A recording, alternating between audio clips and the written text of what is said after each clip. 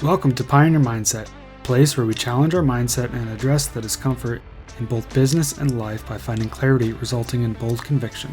I'm your host, Garrett Ruskamp, fifth-generation farmer, husband, and father from rural Nebraska. Whether you're navigating frustration from past decisions or worry about the uncertainty you face today in your business, we're going to learn from our struggles and take on new challenges with a resilient mindset. Join me as I share my journey of struggles I've faced in agriculture as a farmer and family man. I'm ready to dive into honest conversations to tackle the mindsets surrounding key issues that rural ag business owners face that will ultimately help you gain control, leading to a profitable and sustainable business. Let's adapt to Pioneer Mindset and get to it.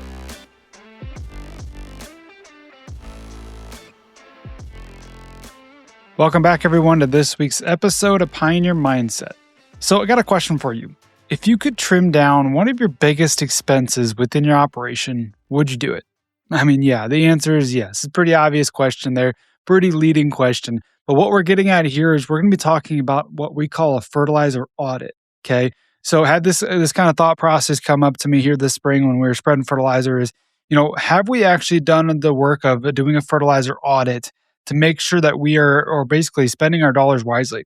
To make sure we're stretching our dollar as far as we can to make sure we're actually working harder for us. And so fertilizer is one of those expenses within our operation, especially row crop operation, that is generally a pretty big portion of it, right? It just kind of depends on your operation and what you're doing, but at least, I was actually just kind of doing some averages here. I'd say at least 10% of our expenses goes into fertilizer. And that's probably on the downhill side. I'd say that could be upwards of 15 to even 20% of a lot of our inputs could potentially be going to fertilizer. Just depends on your operation, depends on how efficient you are, and a lot of factors there. But either way, we got to look at if this is one of our biggest line item expenses, biggest categories that we have within the P&L. How can we actually trim that down, stretch that dollar further, and make it work harder for us? All right, so I actually did a series of kind of posts here on social media. If you follow along on whether it be Facebook, Instagram, TikTok, even Twitter, of trying to talk about how we can do this fertilizer audit and the different kind of series or parts that we're going to be diving into. And I will say, when I was kind of thinking about this, or I heard the phrase audit, I feel like in the back of your mind, you immediately just go to almost a bad feeling. Whenever you hear the word audit, maybe it's a tax audit, maybe it's just whatever comes to mind, some sort of audit, you think of, oh man, a lot of hard work. We got to dive into everything, got to actually prove where everything's actually going and what it's actually doing for us. Well, yeah, that's exactly what we're kind of diving into. But at the same time, I think it can be a good thing because this allows us to stretch that dollar further, like we're talking about here. This allows us to really make sure we know exactly where the dollar's going and is it actually getting us a return? Is it actually doing what it's supposed to do, basically, right? So in this case, I think that the audit is actually a good thing. This can be a good way to kind of reframe our mindset as to, is this going to be something that we can get better at, right? And so that's what we're going to be kind of diving into here a little bit. And like I just mentioned before, I want you to kind of pre-frame this episode a little bit as we dive into this stuff a little bit, as you're thinking about your own operation and what can you do to just get a little bit better, all right? Just a little bit better in each of these different areas. And now we're going to be talking about fertilizer specifically. What can you do to get just a little bit better? And that's what we're going to challenge you with within this episode. And as we go about talking about this, just keep that in the back of your mind. What can we do to get just a little bit better? Because really, sometimes we get in the back of our mind, okay, well, this is just a couple dollars saved here or there. Is it really worth it? All right. Well, really at the end of the day, dollars saved add up to tens of dollars, which can definitely add up to thousands of dollars within our own operation. All right. Especially when we get to the economies of scale and all that other fun stuff. So that's kind of the mindset we have before we jump into this. Okay. So within the series that I did on social media, I did kind of a 3-part series here where we're going to talk about that. And then I'm actually going to throw in a bonus as well.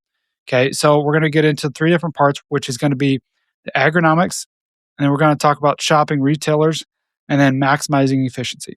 Okay, and then we'll throw in the bonus, but you got to stay tuned for that one. All right, so within the agronomics, this is where I want to start, because we can't manage what we can't measure, right? So, and this is pretty common practice where I'd say most of the people that are probably listening to this episode, you might be pretty progressive. You might be already doing things that maybe others aren't. But either way, we got to talk about a soil sampling first, or we got to talk about where to start, okay? So when we're talking about fertilizer, we're talking about what nutrients we're actually going to be applying to the fields, to the crop ground, even pasture for that matter.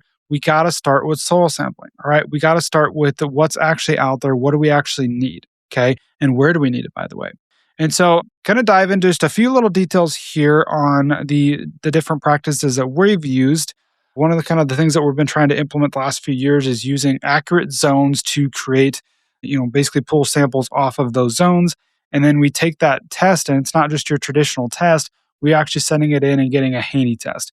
All right, a Haney test, just a brief overview of what the Haney test is, it's kind of like a soil health test. It factors in a lot of different things, but the big thing that's different with the Haney test, and I'm not a professional on this, but the big thing that's different is when they're doing their extractions to figure out what's actually available in the soil in that time frame, is they're using just water for their extraction, but versus like some sort of other chemicals to actually extract what's available in the soil.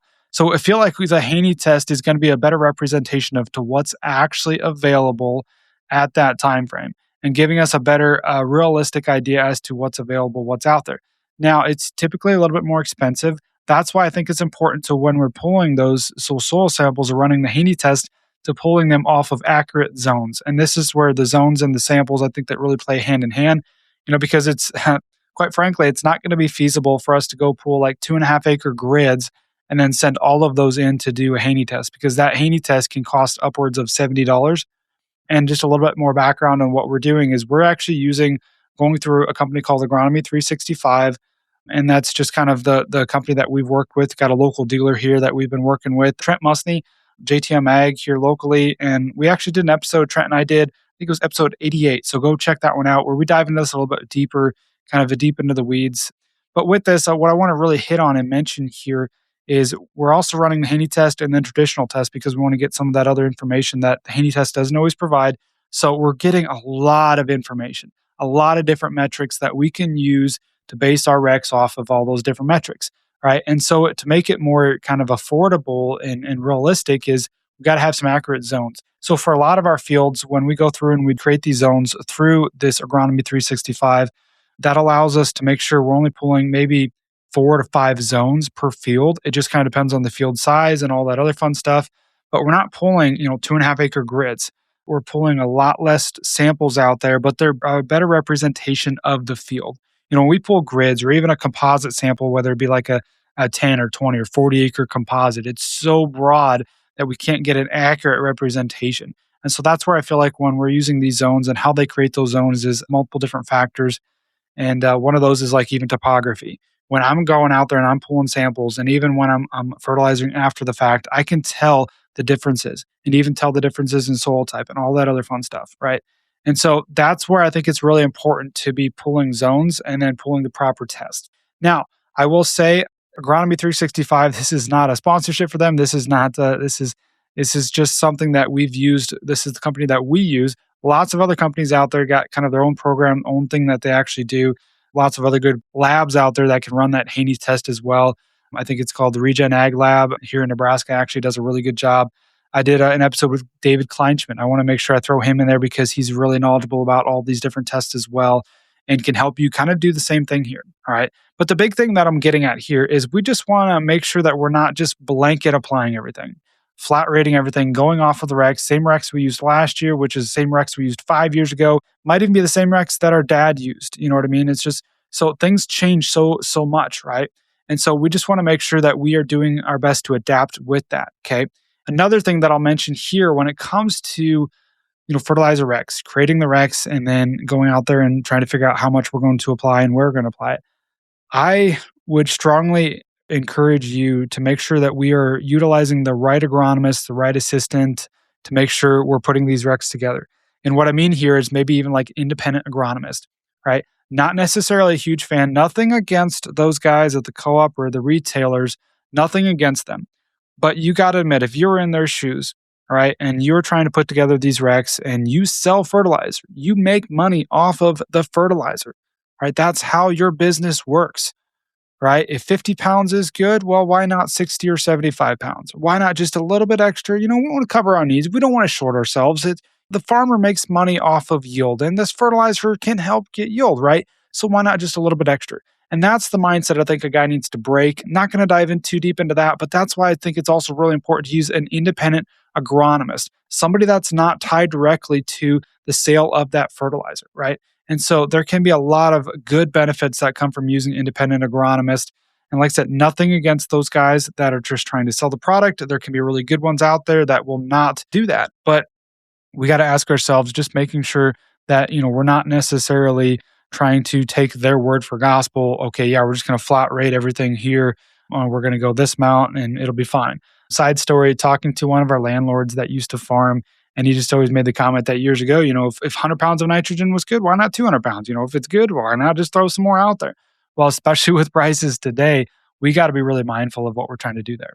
All right. And so then goes back to actually another technology, another method that we can use to help with this is the variable rate technology. Okay. So that goes hand in hand with creating the zones and utilizing the samples that we have. So if we've got variable rate technology, putting basically varying either the rate or varying where we're putting the product, ideally both. But how can we do that? How can we implement that? And I feel like that's one of those technologies. If you're on the forefront of things, if you're willing to do all that hard work, if invest in that technology, that can be something that can be a really big benefit that can pay you back dividends. Okay. But in most cases, I think that can be a pretty big hurdle to adapting those different types of technology. And the biggest hurdle that I would say would probably be just the upfront cost. A lot of those, the variable rate technologies, whether it be the equipment that it takes to implement that, or maybe hiring the co-op or somebody else to spread that for you is an additional cost. And so with the variable rate technology, how we've actually been able to get around that a little bit or dip our toes into it to some extent, but to still utilize whether it be the zones or the soil samples that we've invested our money into is, with all of this, when we're looking at these different zones and okay, we got this 56 acre field here. Well, we've got these zones that say they only need this product and these zones need that product. How can we basically variable rate apply that? And I call this poor man's variable rate, VRT. Is what we've actually done here was we get the spreader from the co-op, we kind of figure out where we're going to need this, and then we figure out, okay, this zone only needs potash. Okay. So then I'm able to actually pull up the app on my phone from when we pulled these soil samples in the zones, and I can say, okay, this zone needs potash. So then we're basically just going to drive where that zone is and spread it where we need it. Or, if we're driving throughout the field, we can shut that spinner spreader on or off as we need to. And so that's what I call it, poor man's or maybe the efficient man's VRT. Obviously, there's a lot of other ways a guy can do that. Investing in technology could probably pay for itself pretty darn fast. But we're just even within our own operation, keeping it simple and still being able to maximize that, I think there's a lot of opportunities there. All right, so that's kind of the agronomic side of things. Now let's shift gears to the second part of this, which is shopping retailers. And even I want to throw in shopping wholesale as well. That's maybe something that we don't always think about and depends on the size of your operation. It usually makes more sense to go wholesale if you're a larger operation. But to start off, just we really need to focus on shopping around that price, doing some price shopping. And I know at some point this can feel a little bit, uncomfortable or sleazy, or just calling up that retailer that you haven't done business with before for quite a while, or it was a few years back, and getting that price from them. Maybe they don't want to give it to you. Maybe they're like, well, geez, why do you need to get this price? Just come get it from us, get the fertilizer from us and it'll all work out, right? Well, there's a lot of things that need to be factored into, who we actually decide to go with when it comes to whether it be dry fertilizer, liquid fertilizer, any sort of input provider we're working with. There's so much that factors into just other than just price. All right. But at the end of the day, price is basically the starting point. Price is what's going to allow us to figure out, okay, if the extra benefits we get from this supplier are going to be worth it or not. And so that's why, we got to be willing to shop around. We got to be willing to find what the prices are out there. And it really just helps keep everybody honest when we're willing to do that. So yes, I know it might feel a little bit uncomfortable and we don't feel like asking around. We don't feel like doing our homework. But at the end of the day, for those that don't necessarily maybe want to give you the price because you're just trying to shop around for price and base your decision solely off of price, I will say that those suppliers, they should be wanting to do work with somebody that is willing to do their homework. They should be wanting to work with somebody that's willing to do what it takes to make sure that their operation is around for the long run, not just somebody that's going to be here and gone the next day, right? And so there's nothing wrong with going and asking around for prices. And I will say, your time spent, making those phone calls, stopping in, seeing what current prices are, seeing where they're at today, that can be some of our highest return on time, ROT. Okay. You've always heard the return on investment. What about ROT? Okay. Return on time. So by being willing to basically spend some time and figure out where all those different prices are and using that as a starting point to make these different decisions. All right. And so I want to share a quick story as to when I first came back and started taking over some of these different decisions on the fertilizer side of things and within just the day-to-day operations. We typically always went with this one supplier for a lot of our just fertilizer needs. And so it's just kind of a matter of, okay, well, what are their prices? Okay, now let's just kind of shop around and let's see what other suppliers are in the area and let's see where they're at. And so it's just that simple of just shopping around. And one thing that I noticed pretty quickly and it was kind of interesting is we got, A over here, a supplier over here to the east of us. They're typically more competitive on their dry fertilizers, all right? Their MAP, their potash, their nitrogen, their ammonium nitrate is what they handle, their AMS, all those dry products out there, right? And then we got supplier B to the west of us that was usually more competitive on liquid products. Your 32%, your ammonium thiosulfate, they all handle, pretty much the similar products, but there just kind of depends on, their suppliers, I suppose, where they get their products. But that's just something that I noticed pretty quickly. So it was pretty easy for me to make the decision, especially when it's okay, you got better price on dry, we're going to go there for dry. You got better price on liquid, we're going to go there for liquid. And just kind of having the understanding. Now, that's just kind of one thing that I noticed pretty quickly and being willing to do business with multiple different suppliers. There's nothing wrong with that at all. Once again, probably helps keep everybody a little bit honest there. And if things change, at least you have that relationship with that supplier and you can continue to do business with them, right? And so fertilizer, might think in the back of our head, if this is something you've never done in the past, or if you've been really loyal to this one person, nothing wrong with that. But at the end of the day, you might have in your head, well, fertilizer's fertilizer, it's all the same. Well, no, it's not. And most of the time, the prices are a lot different. Each supplier is a lot different on what they carry. And so there's a lot of things that really factor here, a lot of variables that come into play. But at the end of the day, we just need to make sure that we're doing our due diligence. We're checking around with different suppliers. We're figuring out what their different products are. If we're building our plans with that independent supplier, independent agronomist, I should say, and this is what we're going to need. Okay, from that point, let's go and let's call around to these people, and be willing to be creative and talk to maybe some people you even haven't done business before. Maybe there's kind of some new suppliers coming to the area that are maybe even a little bit further away, but maybe it's worth it if they've got a better price. Okay. And then even I want to jump back up to the wholesale. That's something that, for our operation doesn't seem like it's quite fit, but definitely looked into that route. One of the different companies in our area that I had looked into was ADM. And part of why I actually stumbled across them is that at the time I was really trying to stay in tune with where the fertilizer market was and where it was at and what those wholesale products even looked like. And so they had an app that was really easy to kind of track all that information. Okay, if I wanted to go to the port and I wanted to pick it up direct, get a semi load full, what's that going to cost? And how much can that save us? So especially if you're a larger operation where we can kind of basically do things in volume, that would definitely be something that we want to look into as to how we can basically take advantage of the opportunity that's out there from a wholesale standpoint. And that also to some extent keeps those local suppliers in check as well. And that okay, if I can be more competitive going there, why not do that, right? So lots of things to really consider there, but the big thing there is just be willing to shop around, be willing to take the time to figure out where that dollar can be stretched the farthest, right? And where that dollar is going to get us the most bang for our buck when it comes to shopping the different retailers and different suppliers. So part 3 here, kind of this third one here, is maximizing the efficiency. And what I mean by maximizing the efficiency is actually maybe a combination of what we talked about. All right, so now we're taking the agronomy side, now we're taking the supplier, and we're really combining the two to really, like I said, maximize efficiency, stretch that dollar further. How can I truly stretch my dollar further, make it work harder for us?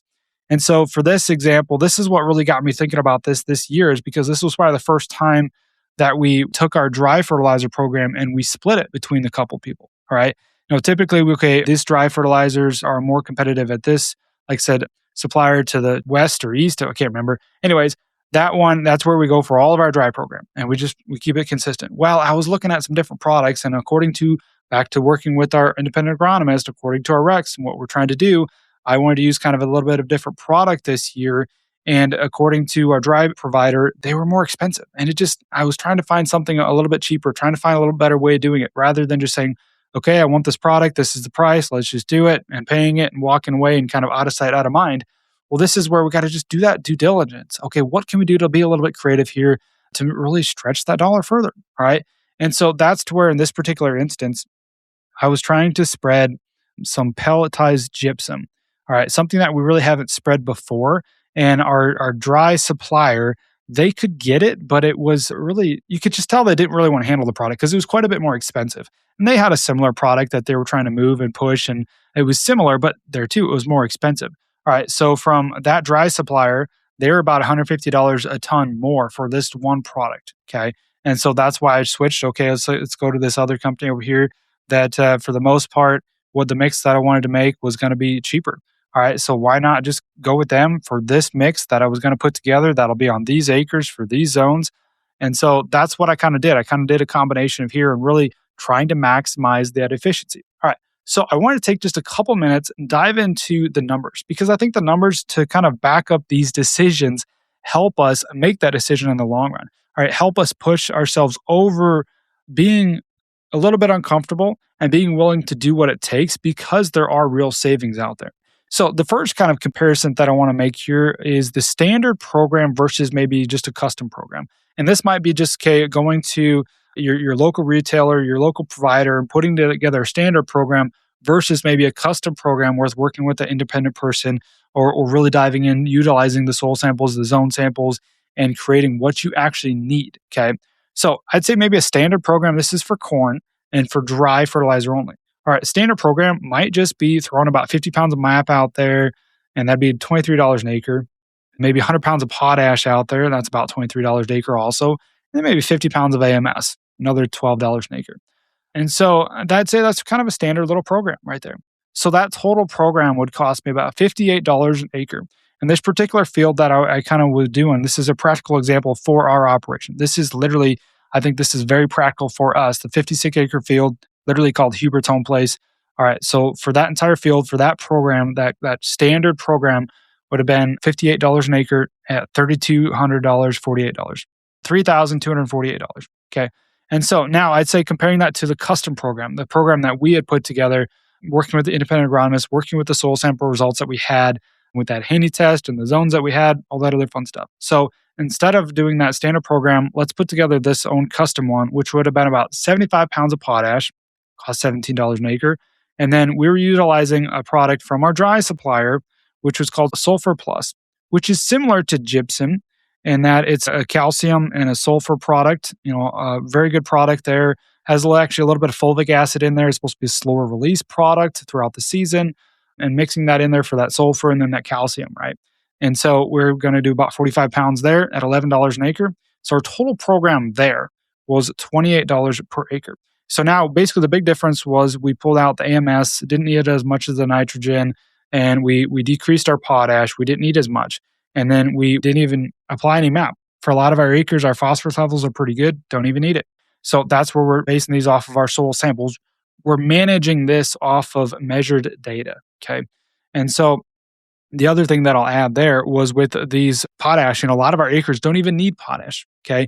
But with this particular field, we had a couple zones, I think it was even one zone that required it, and this was based off of the soil samples, So now, creating this custom kind of mix here was going to cost us $28 per acre. Now, at 56 acres on this field was $1,568. So that's a savings of about $1,600, almost $1,700. And divide that besides the 56 acres, the total acres, it's about $30 an acre savings. $30 an acre per savings. So that pays for that soil samples, boom, right there, just like that, okay? And so that's just kind of that comparison there, kind of showing what the numbers are. Now, let's compare the variable rate versus the flat rate, because that custom mix was still kind of at a flat rate for the entire 56-acre field, okay? But now let's compare this, kind of that same custom flat rate program to like almost a variable rate program, okay? Because in this field, there was only one zone that actually needed this potash and actually needed this, and that zone was only 10 acres, okay? So let's take that same custom program, which was going to cost us $28 an acre, but only times it by 10 acres because it's only going to apply in that one zone that actually needs it, okay? So now that total for the entire field is $280, which if you divide that 280 divided by 56 is only $5 an acre, okay?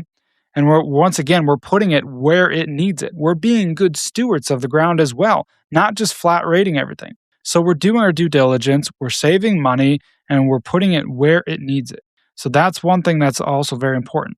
So, that's a savings of $1,400 or total savings between when we talk about that first initial, just kind of standard custom program for the entire field, that's a savings of $2,968 or $53 an acre. If we'd have just gone out there and say the co-op needs this is what we typically need, or maybe this is what removal rates are, and we go apply that, we don't even look at the soil samples, we would have spent $3,248 versus $280 what we actually spent. And this is true. This is exactly what we did. We had zone one on this field, needed these 10 acres applied. And so that's what we did. So back to that almost poor man's VRT, pulled it up on my phone. And these zones are not perfect. So I will say it takes maybe a tick extra time. But at the end of the day, it takes less time than spreading the entire field, right?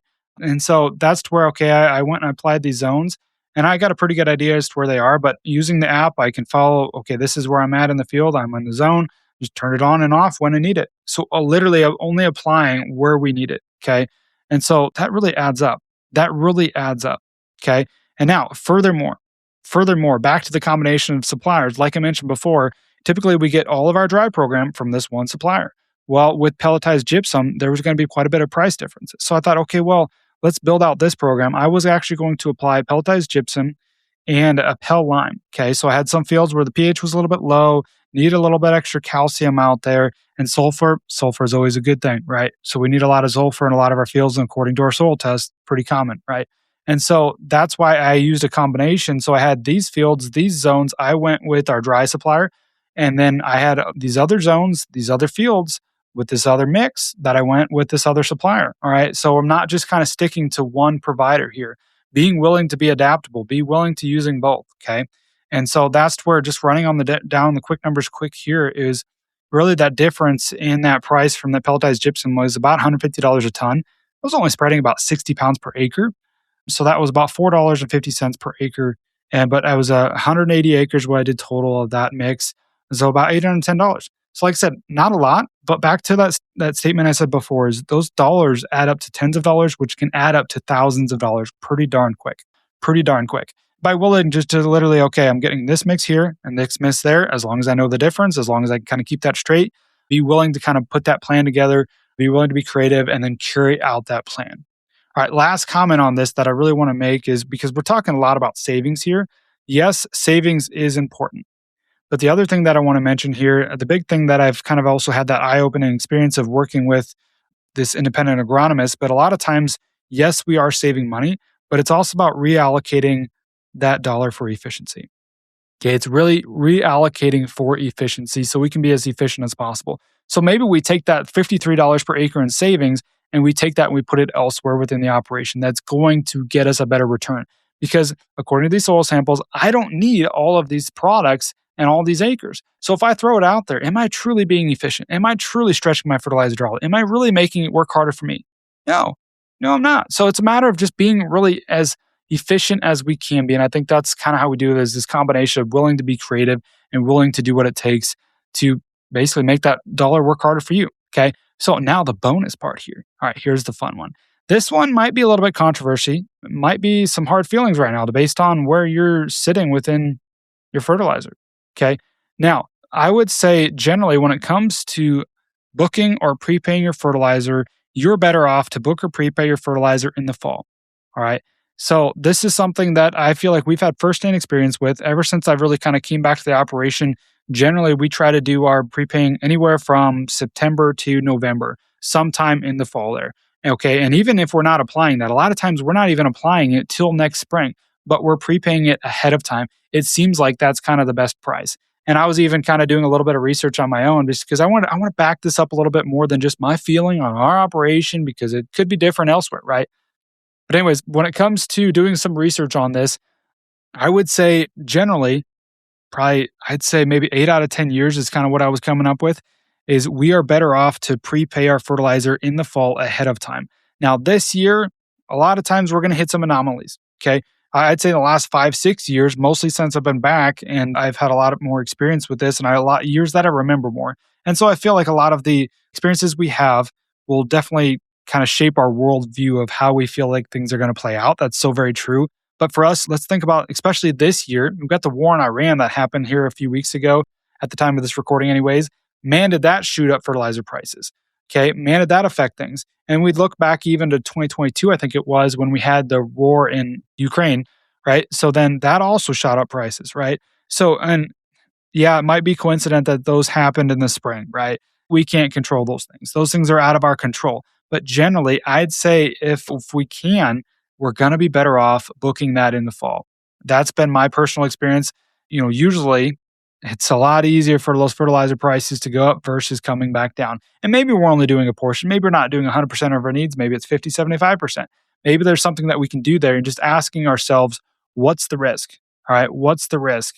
Okay. So if we can maybe even book that fertilizer in advance, we're booking an input, we know what it's going to cost us, we have that locked in. Well, then we can even take that and build out our marketing plan if we need to adjust around that. You know what I mean? So I'd say generally that's going to be a really good option for us if we can do it. Now I know it's a lot easier said than done. Sometimes if you're not in the habit of booking in the fall, for us it's kind of been a habit. For us it's just something. Okay, in this time frame, this is generally what we're going to try to do. We're going to build out our crop plans, and then we're going to book our needs accordingly, right? And even if we don't use it, this last year, I kind of booked my needs or what I thought was going to be our needs. And we're probably not even going to use it all because we adjusted based off of our, this variable rate based off of our soil samples. And so we're probably not even going to need everything that we prepaid, which is awesome, by the way. But it really just kind of depends on your operation. There's a lot of things that factor in here. And I know when we book early, we're tying up cash, we're tying up capital. And so if you're using a line of credit, you do need to factor in that as well. And so there's a lot of things to factor. But the other kind of comment as I was thinking about this is sometimes I don't think it's a bad thing if you're going to be making this expense, if you're going to be paying for these inputs at some point, doing it sooner rather than later. Because if you go through maybe a time frame when, man, we got a lot of money in the account, let's maybe go end of tax year, let's go spend it on this, that, or the other thing that maybe isn't 100% necessary, even though fertilizer is probably going to be a necessity to some extent, right? So that's why if you can maybe put those dollars to side to some extent, put them down, make that down payment, book the fertilizer ahead of time, you might be better off in the long run. So that's kind of a biased opinion. That's kind of my own opinion. This is not legal advice, by the way, but generally I'd say we're going to be better off in order to stretch our dollars a little bit further is to booking that stuff in the fall ahead of time. So now as we get to rounding this out a little bit, kind of in summary, but also in closing, is just kind of thinking about, are you still doing the same thing that you've always done and expecting different results? As you know, that's the definition of insanity, is doing the same thing over and over again and expecting different results. So that might be the case where for your operation, maybe it's you and your dad, maybe it's just you. We've always done it this way. We've always used this supplier. We've always just spread this rate and just called it good. Well, is that working for you? Is there anything that you can do better? All right. And this is kind of the last comment here is what can you do to get just a little bit better? I mentioned that before. But what about just 5%, 10%? Is that obtainable for you? Do you feel like that's realistic? For an average sized operation or even a decent sized operation, probably not uncommon for all of our fertilizer to be spending $100,000. What if you could do just 10% better? Just 10%. All right, that might be a goal that a guy can shoot for. Do 10% better, save $10,000. That's money back in your pocket that you can reallocate somewhere else that's going to be more efficient for you. So the big thing here about this episode is making sure that we're doing our best to be efficient, stretching that fertilizer dollar further, and making it work harder for you. By the way, this is just fertilizer. And this is mostly just talking about dry fertilizer here. We didn't even dive into a lot of the liquid side of things. But what can we do to be just a little bit better? Looking at all of our different expenses, not just fertilizer, maybe it's chemicals, maybe it's seed, maybe it's all the variable inputs, all the fixed inputs, all the overhead, all that other fun stuff. Look at a lot of those expenses, especially starting with the big ones. If a guy can start with the big ones, there might be the most room for opportunity there if we can shave off just 5, 10%, just a little bit here, a little bit there adds up, and that's money back into your pocket, back into your bank account, back into your future to spend that money elsewhere. That's right. So I hope that there was some value in this. I hope that this is something that you can take away, and I hope that you were able to basically go home or think about this wherever you're at and do some sort of almost fertilizer audit, even if it's in your head, just to start, just thinking about what can I do just a little bit better to be better, so that way we're going in the right direction. So that's all I got for this week's episode. I appreciate it, and we'll catch you guys next time. Thanks for tagging along with me today as we sharpened our mindsets. If you've gained insight from today's episode, be sure to take a screenshot to share or send this episode to somebody who might also find value in it. For more, follow me on Instagram at Garrett Ruskamp or on Facebook, and join me next time for more conviction through clarity.